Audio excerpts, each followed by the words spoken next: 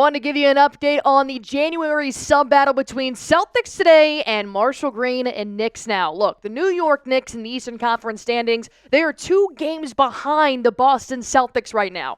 But in terms of Chat Sports, we're losing by 100+ subscribers. I need you guys right now to go on ahead, hit that sub button for me, and remind Marshall Green who's the champs.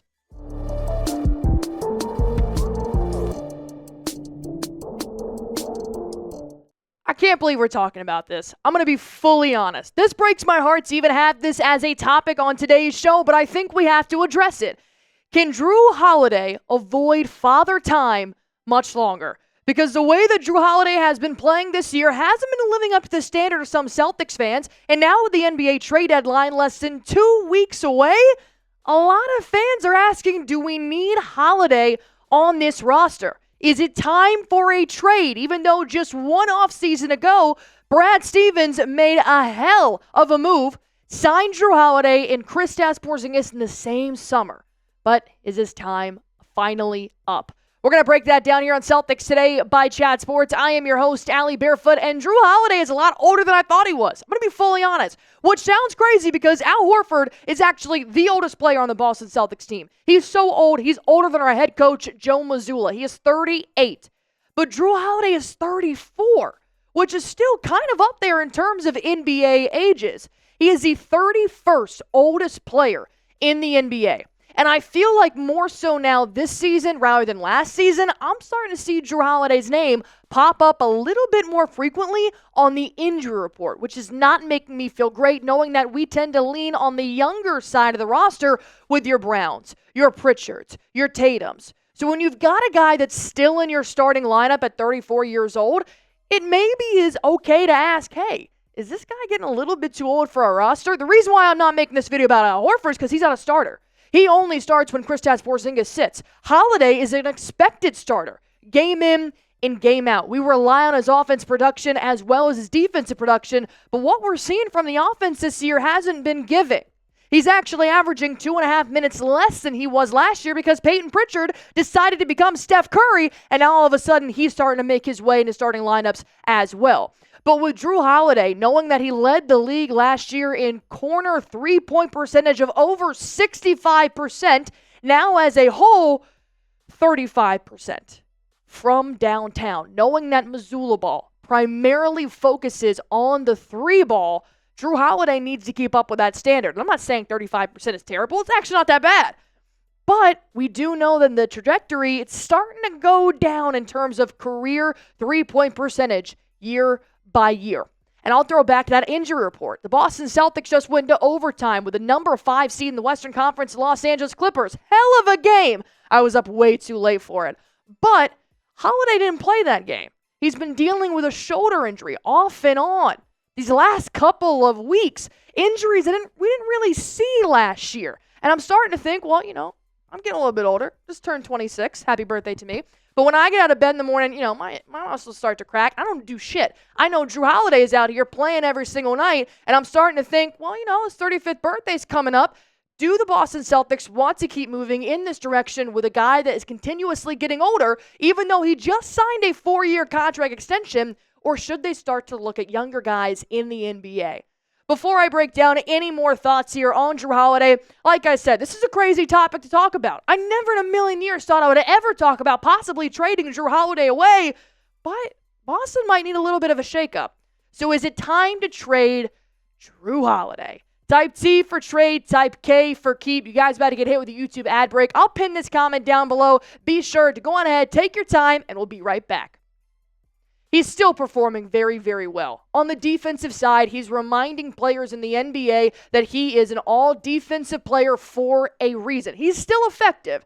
And I do look at this number because while we know Boston has kind of gone up and down in the standings, Boston still has the only team to have a top 5 offensive rating and a top 5 defensive rating, which you cannot talk about defensive ratings without talking about Mr. Holiday. And even the last 11 games before he got injured and did not play against the Clippers, he came back from that same shoulder injury and played 11 games straight. So the 12th game is when he sat on the bench. He actually had a very steady run while the Celtics had a very unsteady length of games. He averaged 10 points a game, which is normal average, is about 12, so that's right on par. 5 boards per game. And I love about Holiday is that he always tries to emphasize the offensive rebounding. You guys know me. I love O-boards. 4 assists per game, and he's still shooting 41% in an 11-game stretch. So we know that he can still produce for quite a good amount of time. I mean, 11 games is probably almost 2.5, 3 weeks of NBA season. So I'm not worried about Holiday down the line. I'm not worried about whether or not he can keep up in a playoff series because we know he can. He is still an all-NBA defensive player that Brad Stevens and Joe Mazzulla paired perfectly with Derek White in the backcourt.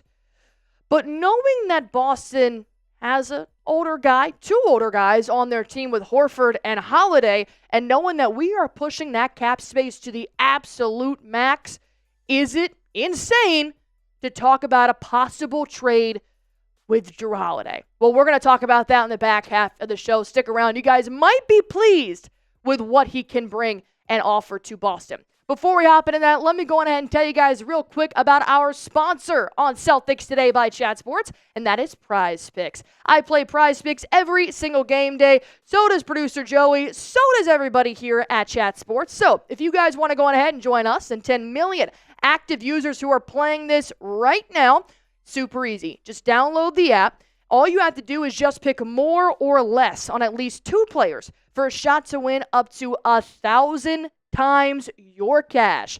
Oh yeah, baby. Up to 1,000 times your cash. Think of how many Chipotle bowls you could buy with those winnings.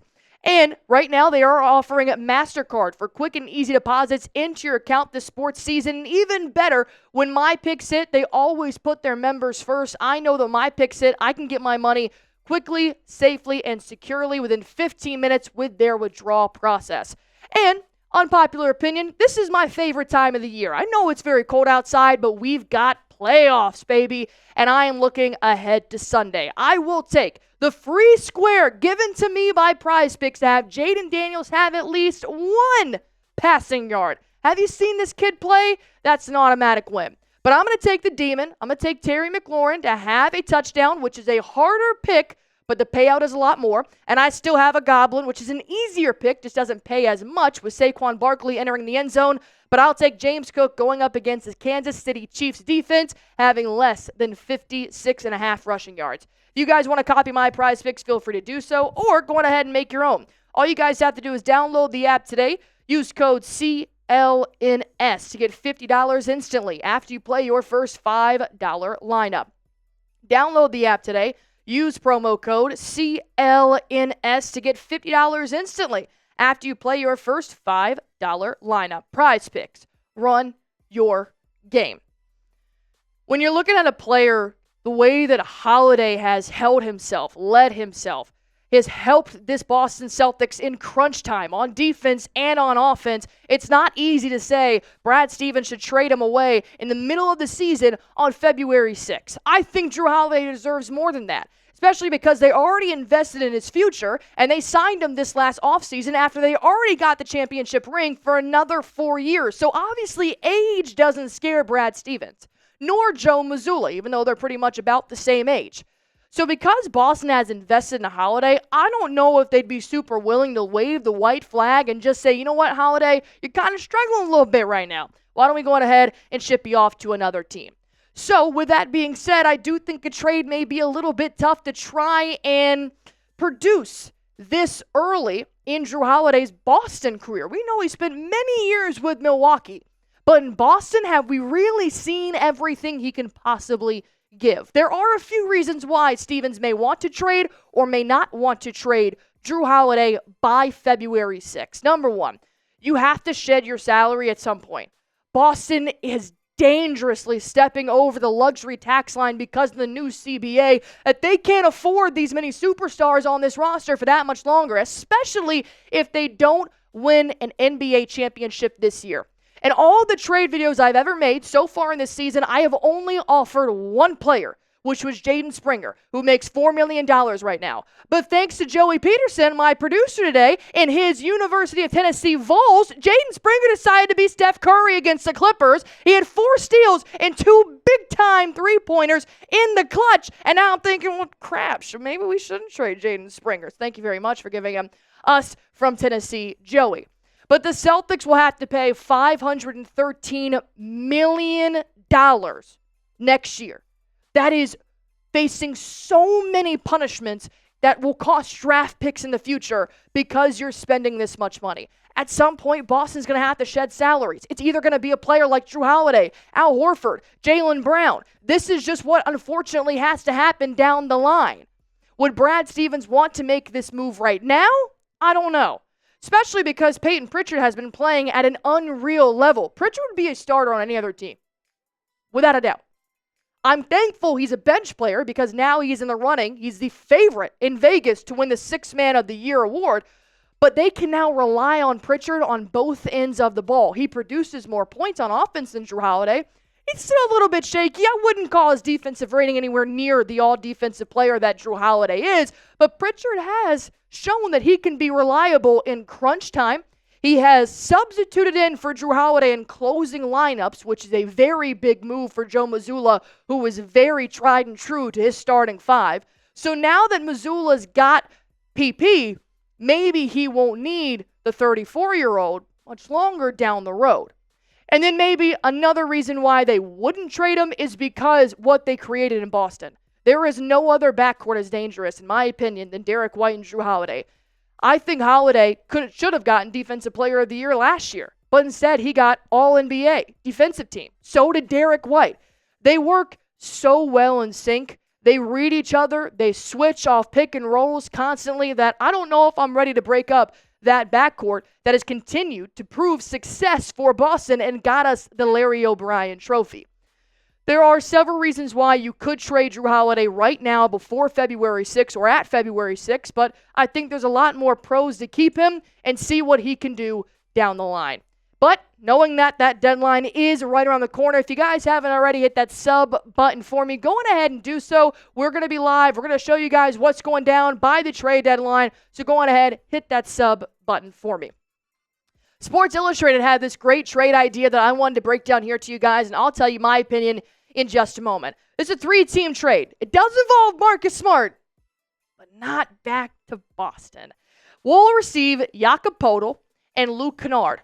2 very younger guys. You're going to get a shooting guard and a small forward in Kennard. You're also going to get a center in Jakob Poeltl, who is averaging a double-double. And right now, we are a little bit thin at the center position because Porzingis can't seem to stay healthy for longer than 2 weeks. We would send Jrue Holiday to the Grizzlies and a 2026 second-round pick. Then Marcus Smart would get bumped again, which I'd hate to do that to Marcus Smart. I feel like we're just throwing him around. Marcus Smart to the Raptors for a 2025 first-round draft pick. How do we feel about Poeltl and Kennard for Jrue Holiday to the Grizzlies? Would you accept this trade? Type A for accept, type D for decline. Feel free to comment down below, and I'll tell you guys what I think. Well, right now, not doing it. I'm not taking that trade. I think Jrue Holiday means more to Boston. I think that he does a lot of things that don't stand out in the box score that the average fan may not find night in and night out when they go to the ESPN and they want to look at what Holiday's stat line is. He's never going to be that 28 points and 10 rebounds guy. He's always going to be the off-ball contributor, and that's never going to show up on the box score. I don't think Brad Stevens would ever trade him in the middle of the season. I think he would be in the offseason, and I do think his age does scare me. But you know what? If Al Horford can play 32 minutes at 38 years old, I think 34-year-old Jrue Holiday can play 30 minutes a night. I think it's okay right now, but we're definitely going to have to see how he plays in the next 2 weeks heading into the trade deadline. And if anything happens from now till the 6th, I will be right here on Celtics Today by Chat Sports with over 43,000 subscribers. So go on ahead, do one thing for me, and hit that sub button.